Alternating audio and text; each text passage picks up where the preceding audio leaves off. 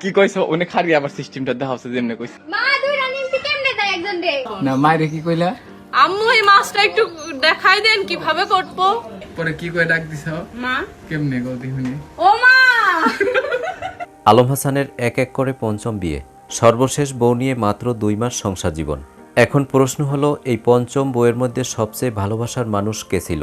মিহালের আম্মু, শর্মিলা নাকি মুক্তা? দর্শক জানতে হলে পুরো ভিডিও জুড়ে আমাদের সাথে থাকুন। আমগো বাসায় থাকা অবস্থায় মাছ আনছেন ওডি আপনার মা বা আলিশার মায়ের কাছে। জীবনে এরকম বড় মাছ কোনোদিন কাটিনি। আমার ভাইয়েরা নিয়ে আসে, ভাবিরা কোটে।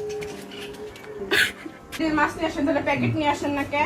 সোশ্যাল মিডিয়ার তথ্য অনুযায়ী এখন পর্যন্ত মুক্তাকেই বেশি ভালোবেসেছিল আলম হাসান। সম্প্রতি তার অনেক প্রমাণ মিলেছে। মুক্তার কান্না করা অনেক ভিডিওতে বলতে দেখা যায়, আমি আলম হাসানকে ছেড়ে আসার সময় ওর বাড়ি থেকে কিছুই নিয়ে আসি নাই।